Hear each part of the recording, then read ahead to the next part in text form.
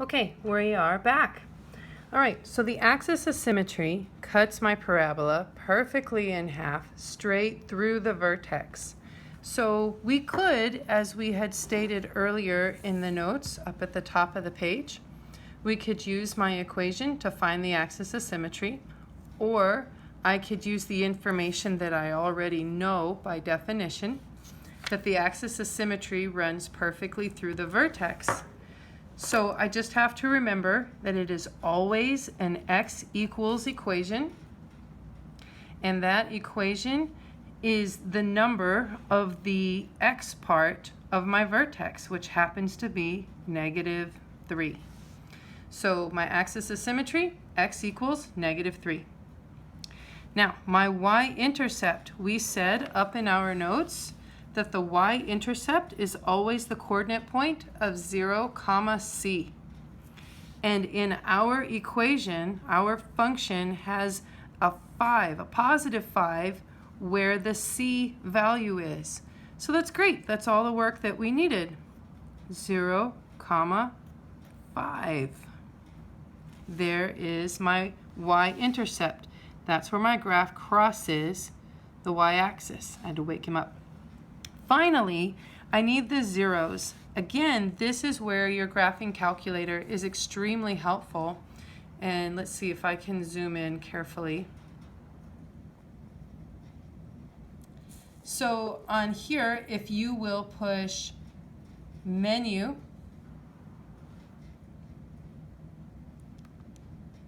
and again, I'm going to analyze my graph.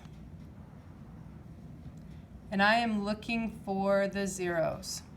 And it starts here on 1, which is 0. So let's push enter. And we're going to put our blinking hand in the center of my graph and push enter. So now it's asking for an upper bound. And let's slide to the right. Hey, check it out. It gave us a nice coordinate point. And that is -1, 0. That is one of my zeros. I think that's why they call it a zero, is because there's always a 0 in the coordinate point. So we'll write that down on our paper. -1, 0. And let's do this process again, where we'll just slide back over. We're undoing our shading, so let's slide to the left. And hey, another coordinate point showed up. This one is located at -5, 0. So that is the other location where our x-intercept is. -5, 0. Great. So now that we have lots of good information, let's start graphing our coordinate points on the given coordinate plane. I have a vertex at -3, -4. So let's change colors. X-axis, y-axis. The vertex goes left 3 and down 4 units from the origin. 1, 2, 3, down 1, 2, 3, 4. There is my vertex. We'll label him on the picture in a minute. The axis of symmetry is going to be represented with a dotted line going vertically through the vertex. I know this is going to be a minimum, so that's a reminder. This is the shape that we're going to draw. It is a parabola that opens upward. I have a y-intercept at 0, 5. So I'm not going to go to the right or the left any. I'm going to go up 1, 2, 3, 4, 5 units and make a point. And we'll notice that this point is 1, 2, 3 units from our axis of symmetry. So let's go the exact same height, but 3 units to the left of my axis of symmetry so that we can have things match up. 1, 2, 3 units on the left. That's what I like about parabolas, is they're completely symmetrical, which means if you have one set of points, it's very easy to get another set of points. Very helpful. They build themselves in a way. Finally, the zeros, or the x-intercepts, one of them is at -1, 0. So let's go to the left 1 and up or down nothing. And finally, the other is -5, 0. 1, 2, 3, 4, 5. Up, down, nothing. And now I have a set of 5 points that allows me to draw a very nice and smooth curve through the parabola. There it is. Great. So using that as a model, I would like you to try to do number 2. So stop the video and bring it up to me, bring your paper up to me as soon as you believe you've got possible answers to work and look at for problem number 2. All right, now let's go on to problem number 3. So let's turn the page and go to problem 3. We are going to graph the given function as instructed, and we're going to just build a handful of points and use the graphing calculator to help us out. So let's see. This is very close to our parent function. I know that the vertex on the parent function is at 0, 0. The only difference that I see with this function is I have a 5 multiplied out in front. This is going to change my width.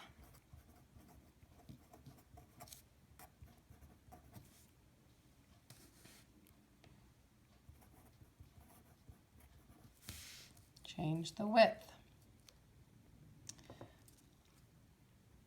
My vertex stays the same.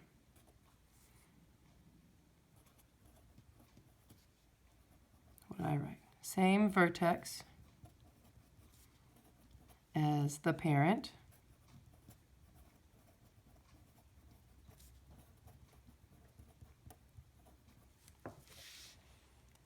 So let's put this into the graphing calculator and see what it's going to look like. My graphing calculator is asleep, so let's turn him on. It left off where we were on problem 1. Let's push Control Dock. That'll allow us to open up a new page. Let's graph it and put in our function of 5x squared. 5x squared. Push Enter. And that's what we're going to try and build. So we see it opens the same direction as our previous problem. It has the same vertex as the parent function. Let's go build a table. Control T. And I'm looking for where the numbers start repeating.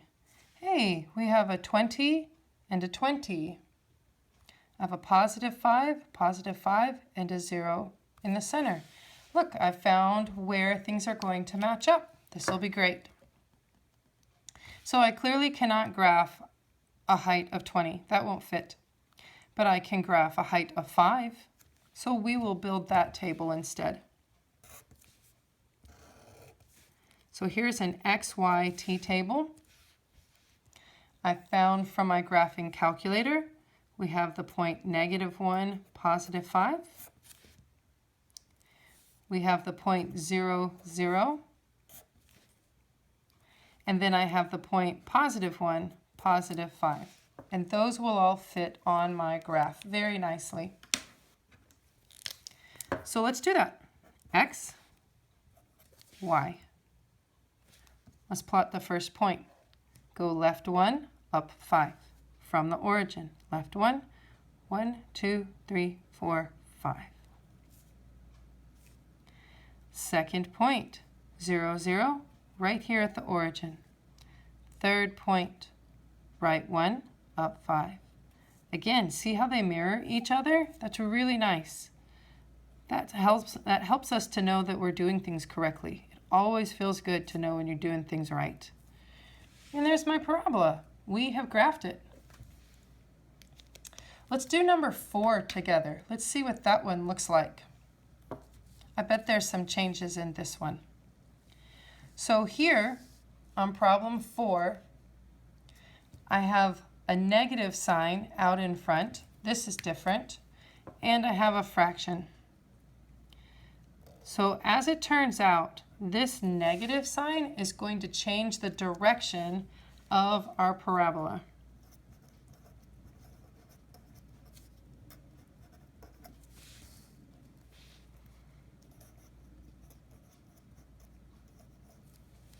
In fact, instead of opening upward, this is going to open downward. That's what a negative does in front of your x squared term. In addition to changing the width. We saw with number 3 that our parabola got much slimmer, much more narrow. All right, let's go put this into the graphing calculator and see what it's going to look like. Control Doc.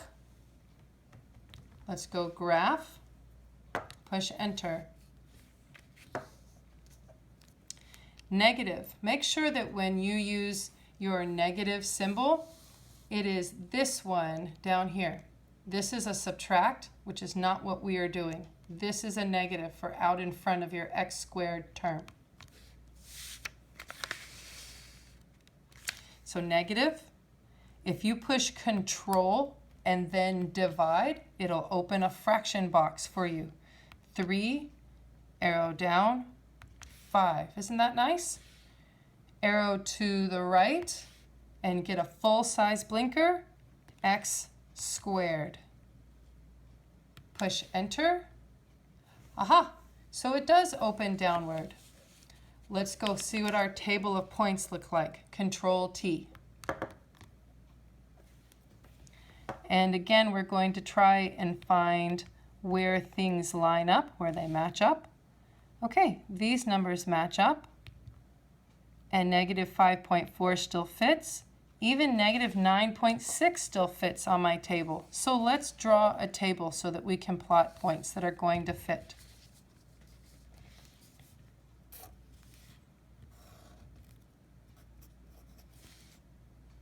So we have the point negative 4, negative 9.6, negative